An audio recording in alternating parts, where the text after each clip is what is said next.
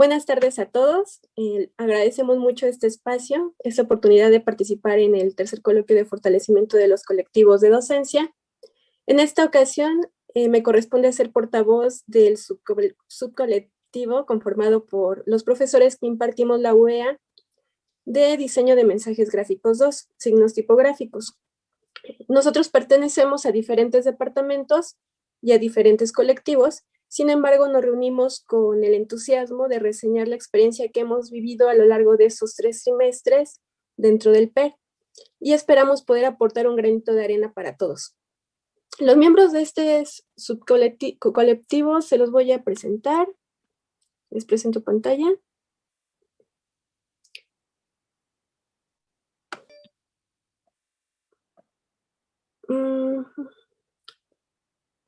¿Me pueden apoyar diciéndome si ya se puede ver, por favor? Sí, ya se ve. Ya se ve, Cindy. Muchas gracias. Bien. Los integrantes de este subcolectivo son Jorge Alonso Rangel Rodríguez, Manuel Antonio Elizondo Carrillo, María Georgina Vargas Serrano y su servidora Cindy Jiménez Corredor. Como les mencionaba, con esta presentación buscamos compartirles las herramientas y los recursos que hemos utilizado en esta UEA, basados, por supuesto, en los objetivos establecidos en la carta temática.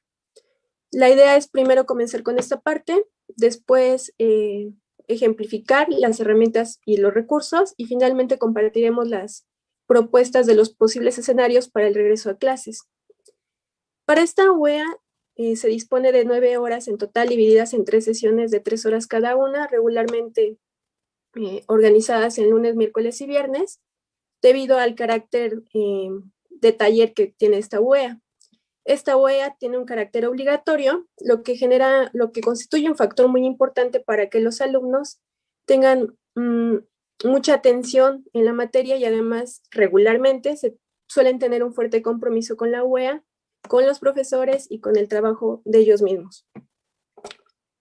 Los principios pedagógicos dentro del ámbito general del colectivo comprende que se utilizaron dos estrategias didácticas, que es el aprendizaje significativo y el aprendizaje basado en proyectos, que la mayoría conocemos a qué se refiere cada uno de estos. Metodológicamente hablando,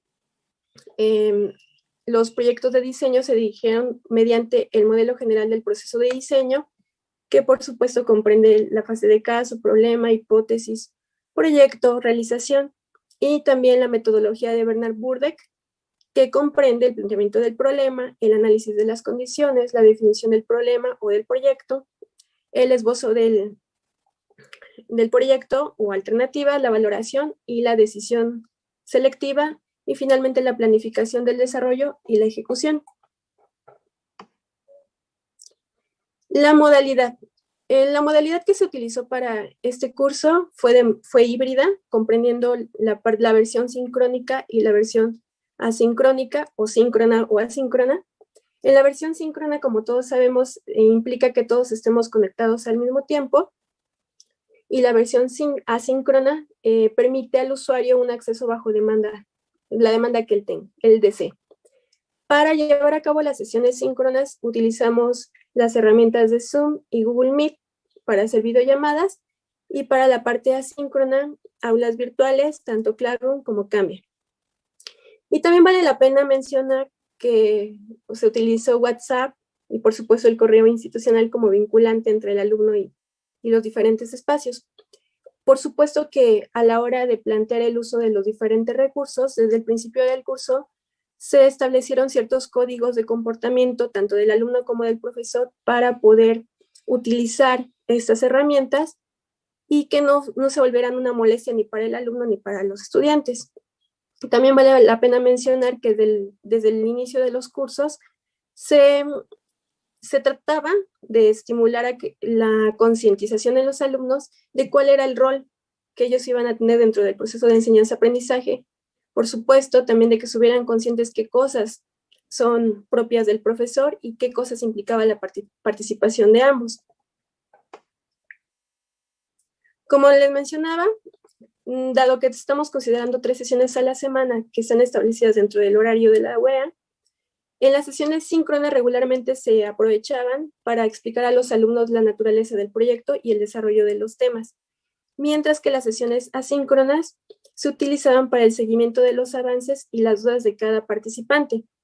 De tal modo que en este esquema que tenemos en pantalla podemos visualizar que regularmente los días lunes se utilizaban para la explicación síncrona de los temas, se hacía el desarrollo temático.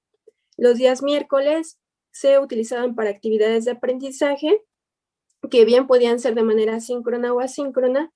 Y finalmente los días viernes se continuaban con actividades de aprendizaje o bien se procedía al desarrollo de proyectos.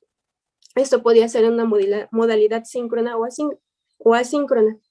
Vale la pena mencionar que se utilizó la herramienta de aula invertida, en la que pues al alumno se le estimula o se le pide que consulte ciertos materiales antes de presentarse a la sesión síncrona, donde ya se desarrolla a profundidad lo que el alumno consultó para que no llegue totalmente en blanco. Y en la mayoría de los casos de este subcolectivo, nos permitimos trabajar los días sábados con los alumnos de manera opcional, de manera sincrónica o asíncrona, dependiendo de las necesidades que tuvieran ellos mismos.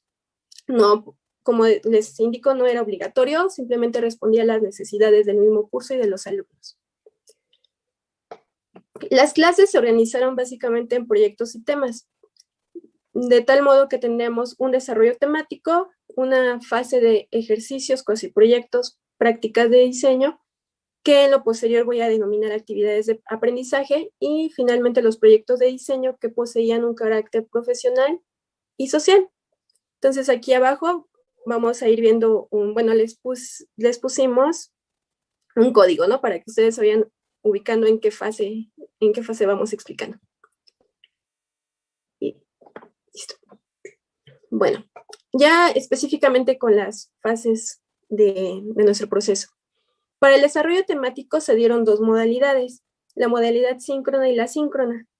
Primero les voy a explicar cómo era la modalidad síncrona, y bueno, dentro de esta modalidad se utilizaron actividades y técnicas dentro de la estrategia didáctica como la exposición verbal de los temas de parte del profesor o incluso de parte de los alumnos, y demostraciones del desarrollo de ejercicios, actividades y proyectos. Para esto, como les había mencionado anteriormente, utilizamos Zoom y Meet, y nos apoyamos muchísimo de las pizarras digitales. Creo que en esta no puedo, me estoy tratando de rayar, pero creo que no tengo el permiso para poder ejemplificarles, ¿no?, cómo se utilizaban las pizarras digitales. Pero bueno, aquí en pantalla podemos ver justo cómo se utilizó la pantalla de Jamboard, que nos servía para ilustrar, aunque nosotros teníamos nuestros materiales ya elaborados previamente, siempre surgen dudas, entonces era posible que tanto el profesor fuera rayando en tiempo real, así como los alumnos pudieran participar escribiendo, señalando, rayando. Entonces, esta experiencia de no estar uno enfrente de otro, pues se podía paliar de cierta manera mediante estas herramientas tecnológicas. En la parte superior derecha hay un esquema que trata de ilustrar cómo era este proceso de comunicación. Entonces, como el alumno llegaba a las videoconferencias, por supuesto, ellos podían encontrar los enlaces y los datos de acceso que estaban en las aulas virtuales, Cambia y Classroom, o bien se les enviaba también por correo electrónico, se hacían indicaciones sobre el acceso en WhatsApp, y también se utilizó mucho la agenda de Google, que una de las ventajas que tiene esta aplicación es que permite generar recordatorios a los alumnos o a las personas que van a ingresar a la reunión. 15 minutos antes a los alumnos les llegaba la alarma, ¿no?, de ya va a ser tu clase. Y lo curioso es que realmente sí funcionaban, porque habían chicos que cuando su clase era a las 7 de la mañana a veces decían, gracias a las alarmas me acordé que tenía clase, porque si no me hubiera seguido dormido. Entonces es interesante cómo funcionan estas herramientas. Y bueno, todo el material que se utilizaba en el desarrollo temático, los alumnos lo podían encontrar tanto en Classroom como en Cambia, o bien en Drive, que también eran espacios compartidos. La otra modalidad de desarrollo temático es la asíncrona, y para ello se utilizaba el diseño instruccional, lecturas e investigaciones, visitas a espacios como BD1, u otras plataformas o acervos digitales, la lectura de libros digitales y los manuales que se hicieron dentro del mismo colectivo. En la parte de abajo, en la parte inferior izquierda, podemos ver un ejemplo de un andamiaje. Es una especie de brief que da las indicaciones paso a paso que debía seguir el alumno para desarrollar satisfactoriamente el ejercicio. Del lado derecho vemos una captura de pantalla de un video, y en la parte superior derecha pues es lo mismo, que cómo era el flujo de comunicación en esta parte del desarrollo temático asíncrono, que tiene como peculiaridad que debe haber una entrega de evidencia de que el alumno pues había llevado a cabo la actividad. Y para ello pues habían muchísimas modalidades. Más adelante les voy a explicar algunas, les vamos a compartir algunas. Bien, ahorita tenemos en pantalla un ejemplo de Canvia y aquí un ejemplo de Classroom para que puedan visualizar como la interfaz. Aunque para muchos no es tan amigable Canvia, la verdad es que depende mucho como que del grado de conocimiento que tenga sobre su configuración. Voy a salir de aquí para que puedan ver el espacio de Canvia. Aquí tengo un ejemplo de algunas de las aulas que se han trabajado. Por ejemplo, está diseño de mensajes gráficos. Si se dan cuenta, desde el tablero se puede personalizar, solamente que queda claro que no todos estamos conscientes de que es posible hacer muchas cosas con estas herramientas. Aprovechando que tengo esta pantalla, pues vale la pena mencionar que siempre se trató de compartir con los alumnos nuestra empatía por la situación que todos estamos viviendo. Entonces, se trataba de que en cada oportunidad que tuviéramos, les dijéramos, estamos contigo, podemos apoyarte. Si tienes alguna situación personal, no dudes y manos, vamos a poder apoyarte. Bueno, entonces, como les decía, aquí pueden ver cómo se podían realmente personalizar las aulas virtuales. Entonces, tienen muchísimas herramientas, muchos recursos para justo llamar la atención de los alumnos y que se vuelvan atractivas, que los motiven, ¿no? Este cartel es curioso porque justamente fue un refuerzo semántico que salió con la situación de las agresiones que se dieron en Estados Unidos de parte de los policías.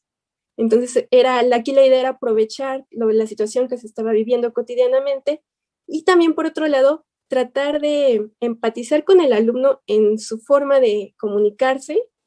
Y les pongo un ejemplo de ello, es que se trataba de incluir memes o todas estas imágenes que se comparten en la página de Adopta una Pantera, y que a ellos les causaba mucha curiosidad, les sacaba una risa, ¿no? Ellos decían, pues está súper padre, me divierto, ¿no? Y habla un poco de la empatía con ellos. Regreso a la presentación. Bien, la segunda fase, que son las actividades de aprendizaje, comprendían ejercicios, cuestionarios, mapas conceptuales, trabajos colaborativos que se hacían, obviamente se entregaban en Classroom o en Canvia, pero se apoyaban de las demás herramientas de Google, como documentos, presentaciones, Excel, formularios, dibujos y la misma pizarra digital de Jamboard. Aquí en pantalla tenemos algunos ejemplos de cómo eran las entregas, que bien los alumnos podían hacer a mano o que se podían hacer de manera digital.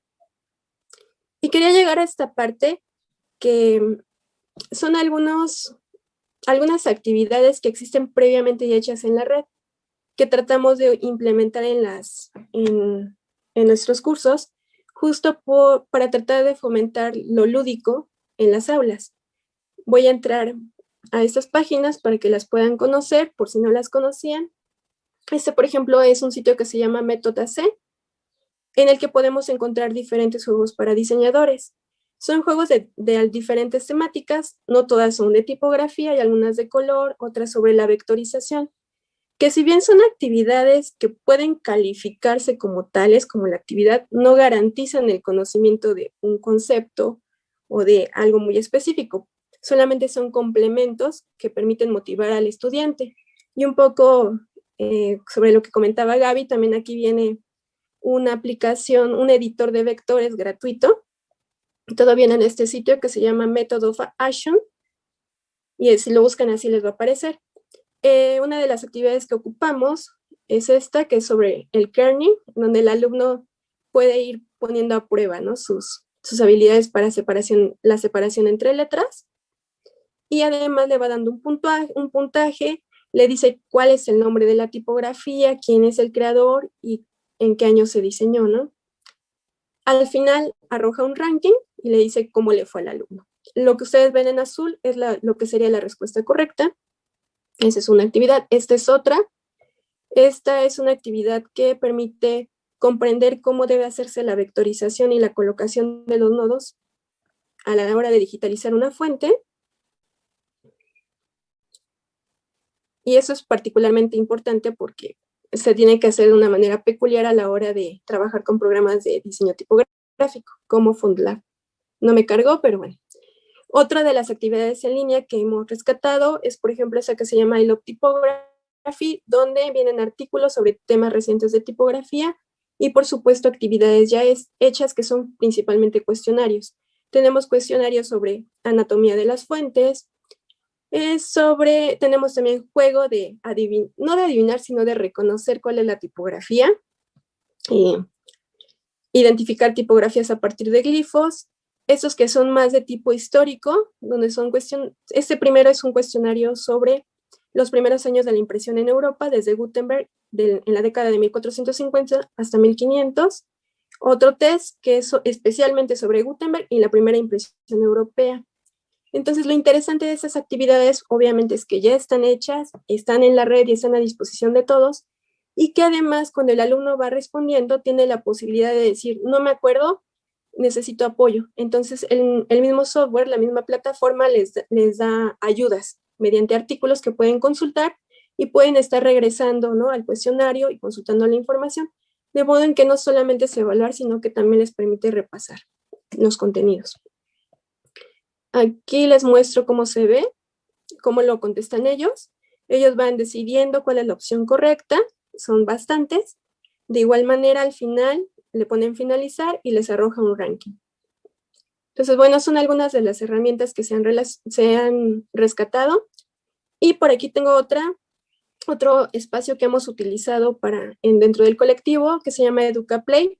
Este espacio ha sido diseñado principalmente para educación básica, sin embargo, pues tiene bastante potencial para actividades que implican el uso de imágenes. En este caso, este ejemplo que tenemos en pantalla es uno que yo utilizo y permite hacer, por ejemplo, relación de columnas con imágenes. ¿Cuál es la ventaja? Que puedo hacer preguntas con imágenes y que además permite generar grupos en los que el profesor puede ir agregando actividades, ya sean de su propia autoría o actividades que ya existen porque las elaboró alguien más. Entonces uno puede entrar a la biblioteca, buscar por temáticas y probar cuál funciona y cuál es más apto para la clase. Y además al final permite dar informes de cada alumno, informes del grupo total, etc, etc. Y bueno, una desventaja, quizás el profesor sí es el que se tiene que registrar para utilizarla, pero al final de cuentas, el alumno, para poder ingresar a las actividades, lo va a hacer mediante un ticket, que además es un asunto como curioso, muy atractivo, porque le das el ticket a tu alumno, el alumno entra, hace su actividad y tú tienes sus resultados graficados, ¿no? Y con todas las especificaciones, cuánto tiempo se tardó, cuántas veces salió bien, cuántas veces salió mal. Entonces todo esto pues estimula el interés de los alumnos y la parte lúdica. Regreso a la presentación. Con respecto al proceso proyectual.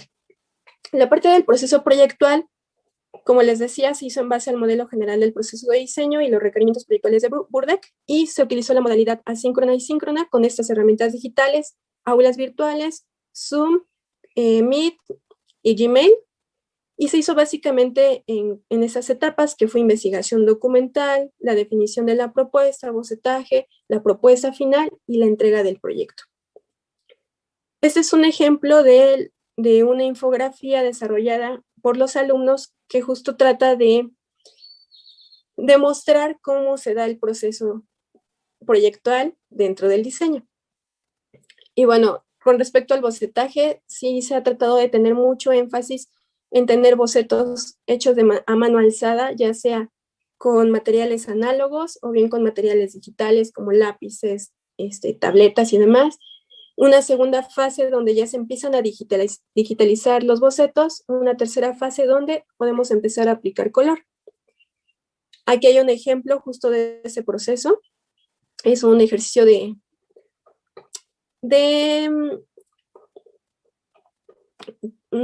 se le pedía al alumno que investigara lo que era el ser autodidacta, y entonces tenía que generar una frase, un aforismo, que reflejara eso, ¿no? Entonces tenemos la parte de la hipótesis, las alternativas, un estudio de color, el resultado y la aplicación. Como pueden ver en la parte de la aplicación, debido a la falta de posibilidades para poder imprimir, se ha tratado de solucionar o sustituir la impresión por el desarrollo de mockups. Y bueno, una parte también muy difícil para los talleres regularmente es la retroalimentación, tanto grupal como individual. En el caso de la retroalimentación grupal, se utilizaron las herramientas de videollamada para tener un contacto con todo el grupo y poder comentar en tiempo real, pero también se hizo a través de las presentaciones de Google. ¿Cómo se utilizó esta herramienta de las presentaciones? El profesor preparaba previamente la presentación con una portada donde se pone el nombre del proyecto y las indicaciones que dicen cómo debe conducirse el alumno en esta presentación, cómo deben colocar su trabajo y qué deben hacer. Entonces se les pedía regularmente que hicieran ciertos comentarios con respecto al trabajo de cierta cantidad de compañeros. Por supuesto que también esta participación estaba mediada por el profesor. Se les indicaba qué tipo de comentarios debían hacer, porque una tendencia común entre los alumnos es decir, qué padre está tu trabajo, me gustó mucho, o sea, todo muy bien, pero de repente es difícil retroalimentar para mejorar el trabajo. Aquí en pantalla pueden ver las capturas de cómo funcionaba. Y una ventaja de utilizar, por ejemplo, presentaciones es que permite al profesor tener una bitácora de los trabajos de los alumnos, los trabajos finales, y pueden acceder de manera rápida. En cuanto a la retroalimentación individual, se suele hacer regularmente por videollamada o bien por los espacios de las aulas virtuales. Aquí tenemos del lado izquierdo cómo se ve en Cambia, donde es posible retroalimentar agregando imágenes y texto, y del otro lado tenemos la imagen de cómo se ve en Classroom. Aquí podemos ver algunos ejemplos de trabajos finales que podríamos decir de manera general que hemos tenido buenos resultados, que los alumnos tienen entusiasmo en lo que están haciendo, y se tienen trabajos muy, muy interesantes, porque además las salidas también son interactivas, son banner animado, generación de GIF. Entonces hemos tenido buenos resultados. Y ya para acercarnos al cierre, para la evaluación se generaron criterios de evaluación global y criterios de evaluación por proyecto. Nos apoyamos también de presentaciones PowerPoint diseñadas por todos nosotros, ejemplos de proyectos realizados por alumnos de otros trimestres, sitios de interés y andamiajes, que son las guías de cómo deben llevar a cabo las actividades. Esas son todas las herramientas que se utilizaron. Esos son otros recursos digitales de los que se han mencionado anteriormente. Y bueno, ya llegando a esta parte de cuáles serían los escenarios posibles para el regreso a clases. Se tienen previstas tres escenarios: la modalidad a distancia, la modalidad híbrida y la modalidad presencial. Antes de explicar cada una de ellas, sí quisiera mencionar que quizás una de las carencias más evidentes en los alumnos es la falta de experiencia que ellos tienen a la hora de imprimir, de reproducir lo que están diseñando. Particularmente en la tipografía, que ellos tengan conciencia de que ellos puedan ver, porque todo el tiempo les estamos platicando y explicando que uno puede ver en pantalla un texto y verlo en un tamaño perfecto, pero cuando lo imprimes regularmente tiende a ser mucho más grande.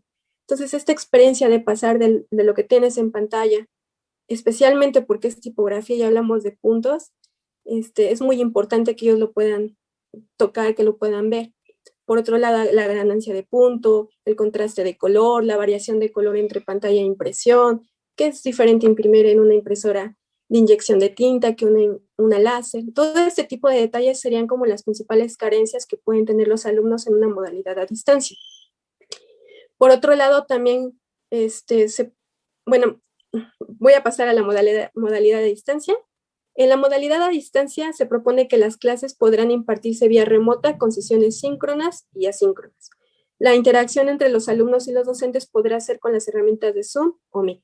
El desarrollo de las clases podría ser en Classroom, Cambio, a través de correo electrónico o con cualquier herramienta y dispositivo que le convenga al profesor y a los alumnos. Y aquí agregamos algo bien importante, que es promover el desarrollo de material didáctico de manera colaborativa dentro de los colectivos. Es un poco dejar a un lado la idea de que lo mío es mío y no lo comparto con nadie, sino de juntarnos y generar materiales de calidad que puedan ser de utilidad tanto para los alumnos como para otros profesores.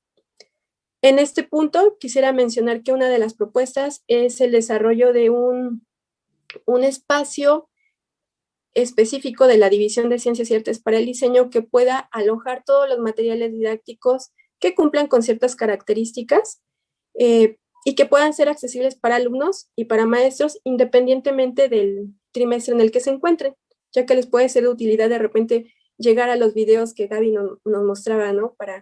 O los materiales que tanto les gustaron en cualquier momento de su estancia durante la universidad.